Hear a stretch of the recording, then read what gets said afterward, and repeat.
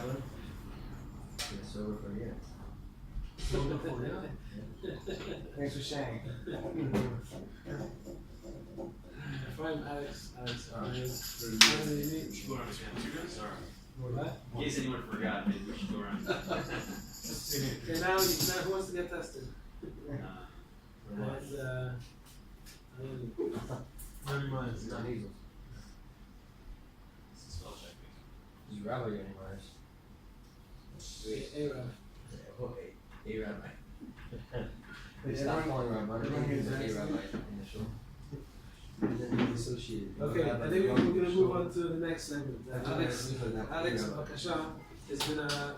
This is a very funny thing because I had the pleasure to meet Eliyahu in a different atmosphere. We were doing a project together. And I think the great energy that was flowing between us, so bring us the idea to do something together. And I think that I have to thank Eliyahu very much because his big trust that he gave me on this process that we made and for making this happen. Also have to thank to Ephraim that was very worried about all the kibbutz. I think it's a great success, this idea.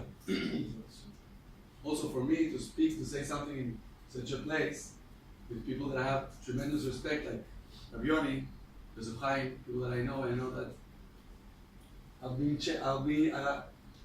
checked. I have to apologize for my English.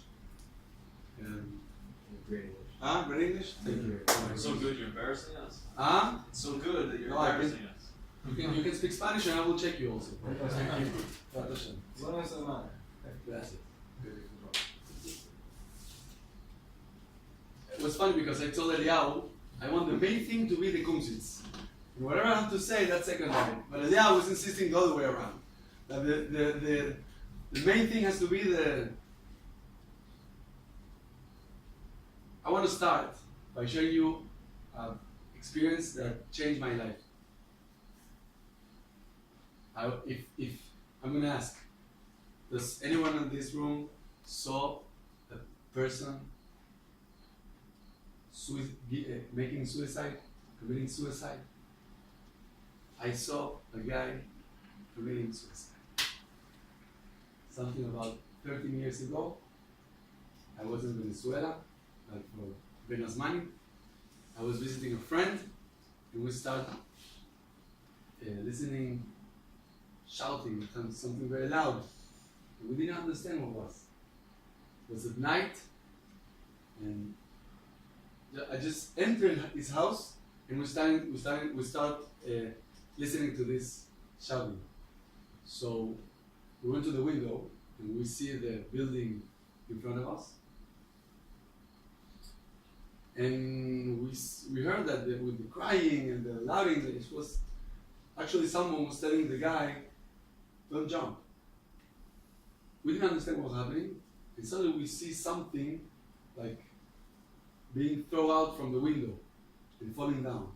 I was sure it was two goyim, a goy and his wife fighting, and she threw out his TV or his TV or his suitcase, something. I was sure it was something. And become we see that when the guy falls down, so the other person upstairs started crying all out loud. Why you did it? Why you did it? And so it was clear that was a suicide. 7th floor, the guy jumped. It's a very frightening story. I apologize if I just was very rude. It's also half intentionally, because the day after that, I had a shiur that I had to give to a bunch of Chiloni kids, like teenagers, which I have met over here in Eretz Israel, and then we arranged that in Beres Mani we will catch up together and we'll give a shiur over there. It was debating, the Torah is true, it's not true, there's a God, there's not a God, the typical she'elot that they have. But how can I approach these guys after such an experience? I was in complete shock, trauma, I couldn't sleep, I was totally shocked by this incident. Actually, in that year, the Homer that I wanted to teach the guys, I forgot all the Homer. I didn't have any Homer. We spoke about this. And we get into the Inyan of what's life and what can make you go through life with all the pain that there is in life, because there is pain in life. There's no thing that anyone can do to avoid pain. The life will be with pain. That's chelik of life. That's chelik of growing, chelik of everything. It's very interesting that in that shiur, that lecture, was a guy who was the son of one of the biggest kofrim in Venezuela. A guy very tarbuti, how do you say? Cultural. Very cultural, he knows professor universities, he goes to every lecture. The guy very famous, he's a big kofer, very big kofer. And his son was over there. And the son, Chazar b'tshuva that year. He said, like he opened the eye in the middle of the year, he opened his eyes and said, there is a God. Like there was his face, there is a God. And from there on, the guy is, today he's a frum guy, he lives in Panama. And that experience brought me to a very important tovana, how do you say tovana? Understanding, reflecting on something that is written on Viktor Frankl's book, The Man Searching for Meaning. Somebody knows that book? Oh yeah.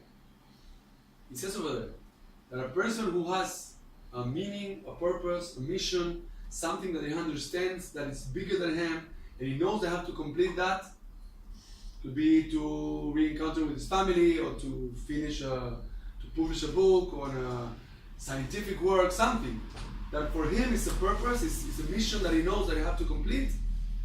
That will give you the strength to handle, to be able to be sobel the pain and the tortures of Auschwitz.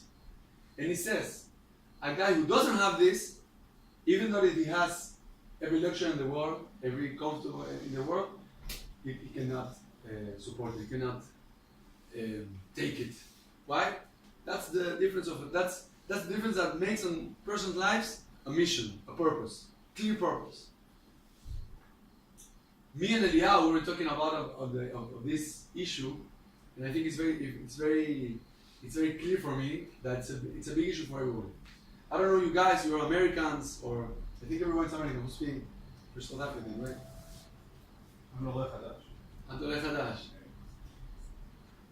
I don't know what kind of lifestyle you were used to before you came to Eretz Israel. I don't know what's the contrast that you have over here. But I think that over here, the amount of לחץ, everybody over here is married? לא כולם נשואים? Most people. לחץ. It's a lot of pressure, everything. The wife, the kids, the money, the work, the koiled, the rosh koiled, the limud, everything is a לחץ. And it's like a feeling, I get this feeling because I talk to people every time. And I see that people are like running after things. You're running after paying your bills. You're running after this man to pick up the kids. You're running after your kovei tim la Torah, whatever you do. So you're running after things. And you get these feelings. It's so frustrating. That's what I hear from people. That's what I feel myself. It's so frustrating that I'm like serving. I'm being used. It's like such a. I could say it's a kind of abuse. It's being abused by life. It's a feeling like that. It's very irritating. I was supposed to be the center of my own life, and pitom I find myself being the second place, third place of my life, and everything else is the center of my life. Depends on what time on the day is. If it's the pick of the kids, it's like I think it's a focus. It's a very, I don't know if my English is enough good to express myself, but I think it's a very important thing that if we're trying to make such an היתחדשות, we're trying to bring ourselves to a different way, to clean up clean ourselves from these lachats, I think we have to recover this important value, and I think it's very clear in a lot of sources, a lot of mekorot in Chazal, that we have to put ourselves in the center. We have to know how to take care of ourselves first. Sounds very simple, but when we try to do this in the real life, it can get tough in times. Ravolve in Alei Shur Chelek Sheni, on the page 19, asked this question. And I think when I saw this question, I was very shocked. What's the main thing? The Adam or the Torah? In other words, the Torah was made to serve the man, or the man was created to serve the Torah, to give life to the Torah.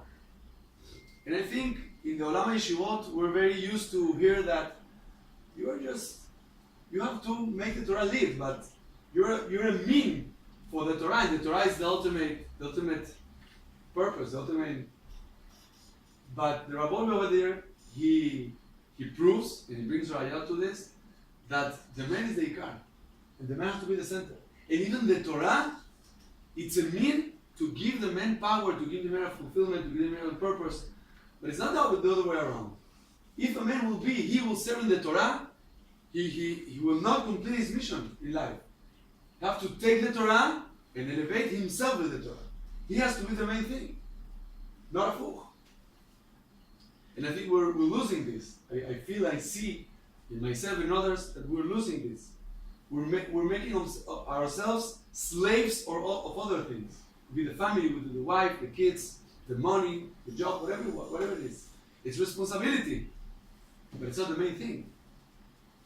So how can we bring up our lives in such a way that we can take care of ourselves first, and put ourselves first, and make the money serve us, and make the family serve us, and make the Torah serve us, elevate us, build us.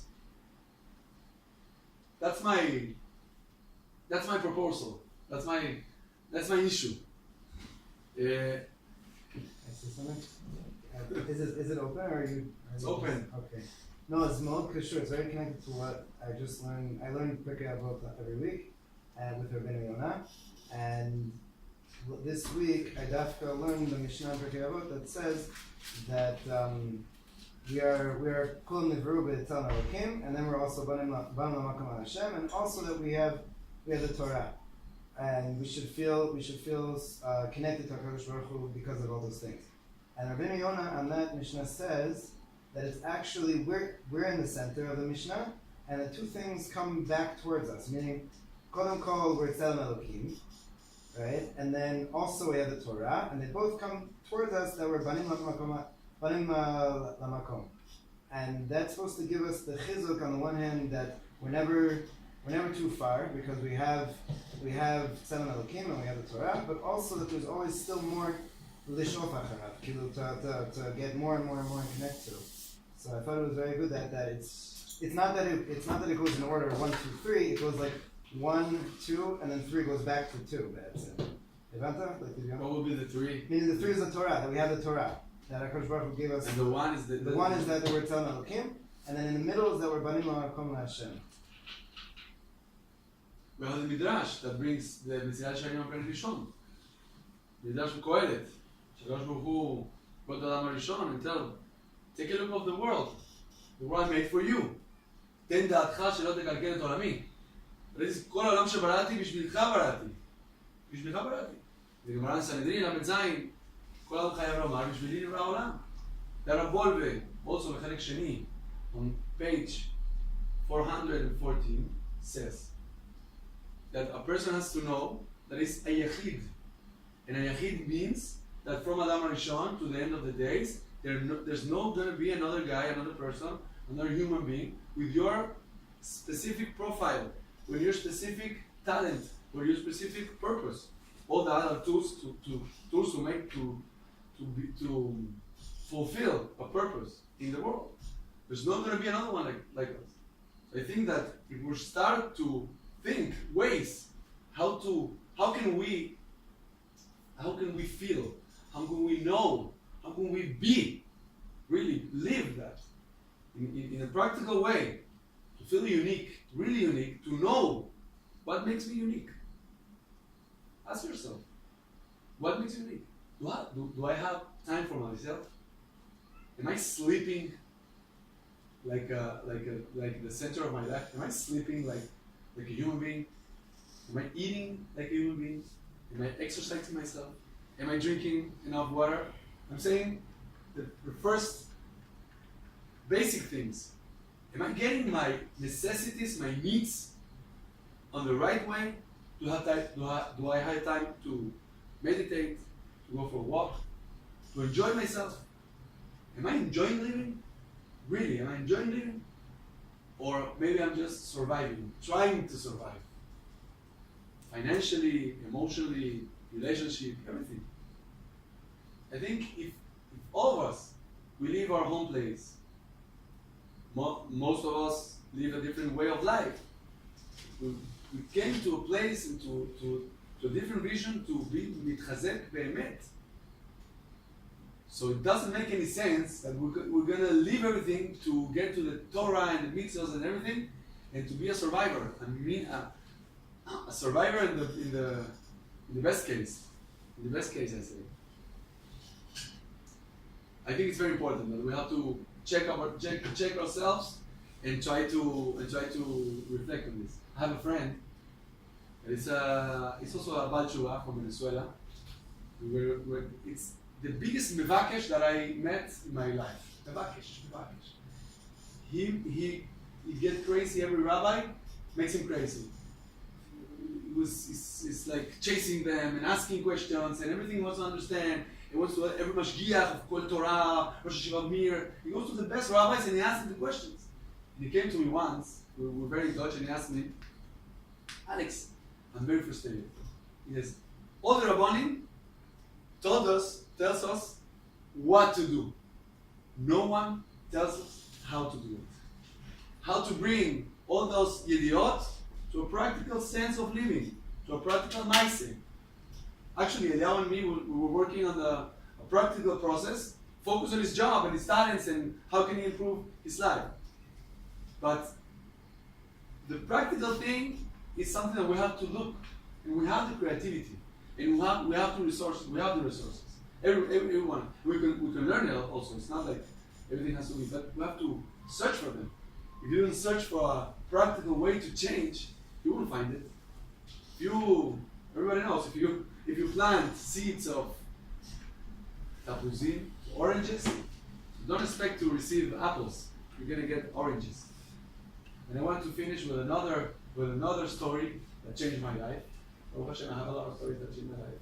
I try to find these stories every day. Find stories that changed my life.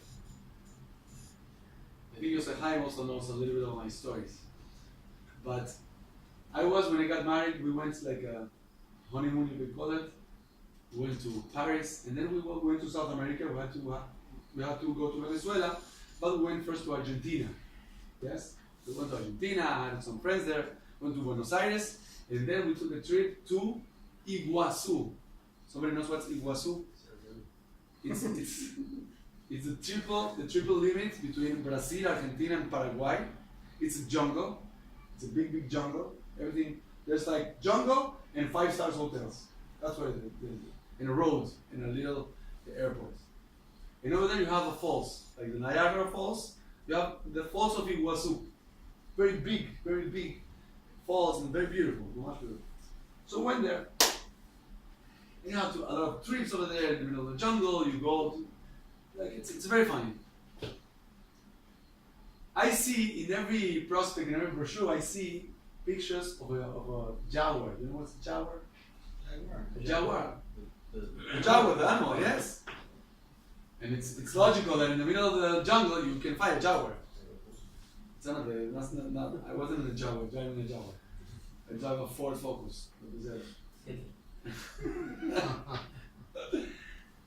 So the thing is like this, we were like in this Jeep, with the tour guide, and the tour guide was a Brazilian guy, 70 years old was the guy.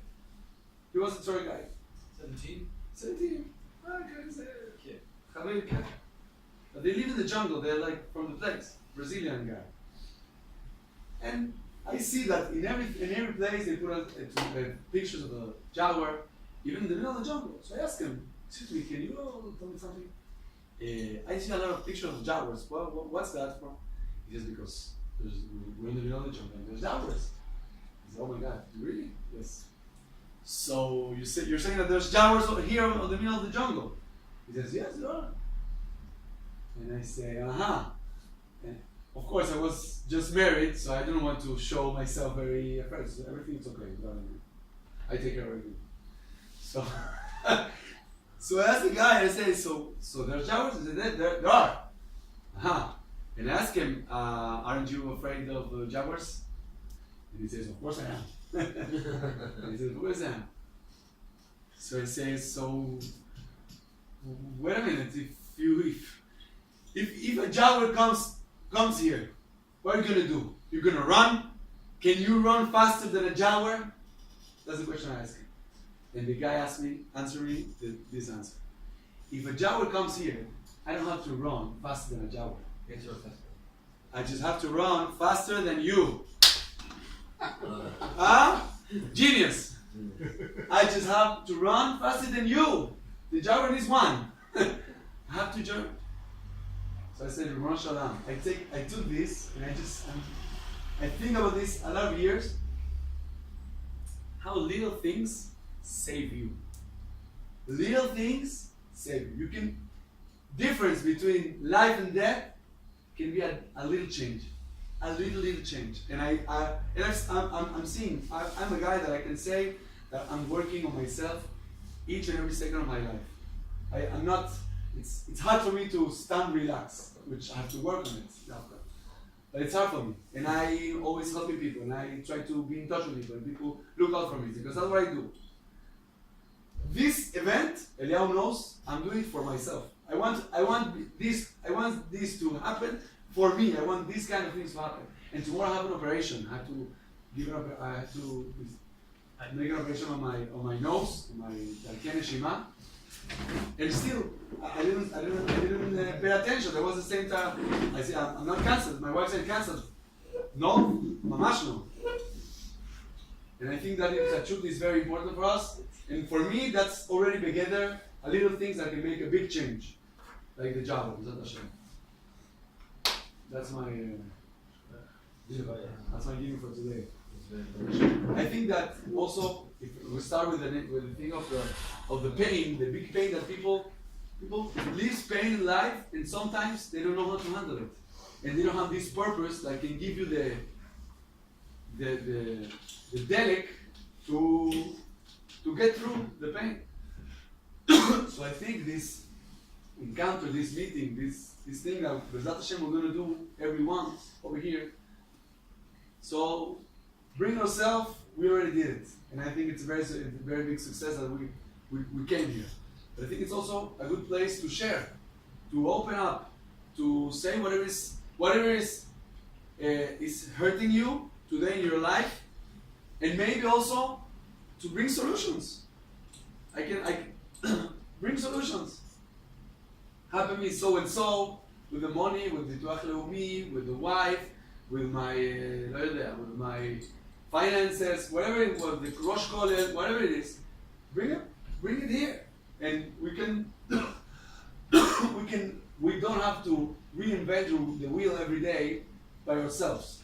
We can help each other. We can use each other, and I think this is the best place in the world to do it. And I also want, again, I want to thank Eliyahu to open his place, this beautiful place that is a lot more of a mispara of barbershop. It's a Bet HaKnesset, it's a place of Chaverim, it's a place Merkazi, it's a Merkaz Keilati, it's the best place in the world. And I wish Eliyahu הרבה הצלחה, a lot of success, fulfillment, and in every tchum, every area of his life, finance, and sipuk, and music, and everything should be just fine and excellent. Should I have what's coming again? Let's do some more songs. You have some? Let's do a song and then we jump to Jerusalem.